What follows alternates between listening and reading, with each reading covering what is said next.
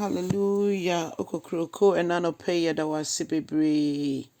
Yesha when you nyam sronkon when ya wayama yedi tra afi 2022. Edi ase ra afi fufre 2023 moa. Erade ntimi fa waside ni de biara da. Woso na wo kron ewa ade nyina mu. Ena nso ne yeke nyina ne seji wa ye yie won kamfo no ntonton. Erade yada wasi bebre wo mani ye ho. Yeda wase ewo hihye pa wa hihye ma ya wa afi yi mo eja ye ho mu hya wo nsa se rade so ye nsem di ye nkan ne fa ye ne wa wo pe ne wie ye no yakasa ampa ye de ho to asafo rade so nti hwe se esi ye yiye ewo Jesus Christ udimo ena ya bompa ye. Hallelujah. Odofo enenso me ma wa kwa abaprekoso bio de bauti asesen dwumedie yi so ene eye adwade di kan wa afi mpemienu na eduonu miensemo odofo mempai bo nyina ne se yede ho beto asafo rade so na no adi yenkan e woni yeye biemu e wo Jesus Christ diemu. Hallelujah. Odofo ye be fa yakinkan sem afi Adiyisɛm eti eduonu mienu nchichemu dunson na sato aso afi nchichemu eduonu edikosi eduonu ba ko se dia brofo be cancer Revelation 22:17 and then 20 to 21. Mama yinti Erade asem. O say na honhom ne ayefro no ese obi biara entie we. Ontie nia honhom no eka. Oso momra obi biara su komede ne no.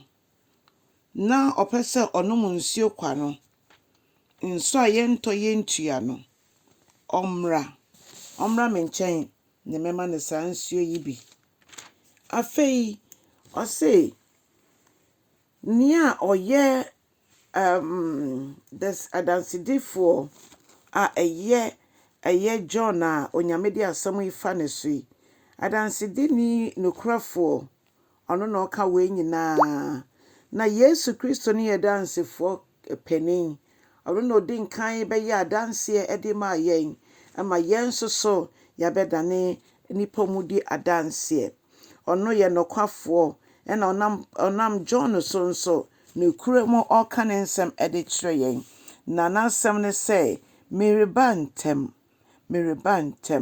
na say amen Erade brantem ma onyankopon na dom no ana say Yesu Kristo na dom no enoso emma onyame nkrofo ahotefo odofo asemi koma me ne wo ye betimi aka e de ensesie bo say Yesu omra ntem na oba ntem so ya ye kradra na Yesu brantem na oba ntem so me ne wo ya ye kradra na afi ne yebra afi 2023 mo empo so no behwe na ya sha ase kra eye ne nyame empedada enso ne nansen ya ene yesugo Erade se Erade ma yemfom so etia oboa me na afi mi ntimi ne wonante enso sesebri onyame goso kasa kire me ne wo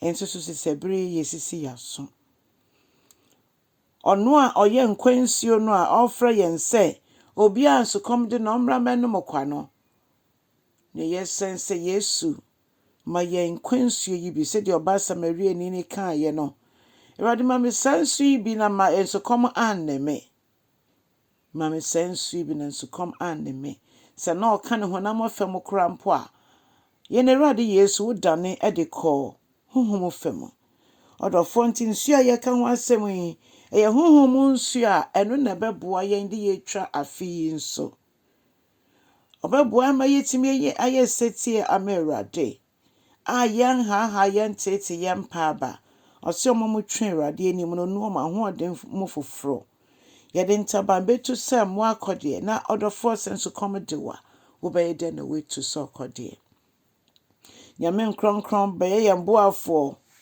be hye ye ma wona wo boa yen na yensu yetimi de aboa foforo boa yen afi nsumu na yentimi mfa mo afoforo ɛmfa nhyɛ wo din kronkron ne onyam. Wo a woso na wokron wade nyinaa mu. Yɛda wase ɛnɛ nso sɛ wobɛboa yɛn. Awurade yɛbɔ mpaeɛ sɛ menyɛ dwumayɛfoɔ ɛmma wo. Ɛwɔ Jesus Christ din mu. Ɔdɔfoɔ Nyame nhyira bebree sɛ nnɛ yɛda a ɛdi kan a wotie me nne a mekamfo ma wo sɛ fa Yesu Kristo sɛ Awurade ne ɔkra gye nkwa. Wafa ne dada nso a Onyankopɔn nhyira wo. Afei subscribe na share na ma ɔfoforɔ nso nya asɛm yi. Wɔ Yesu din mu. Amen.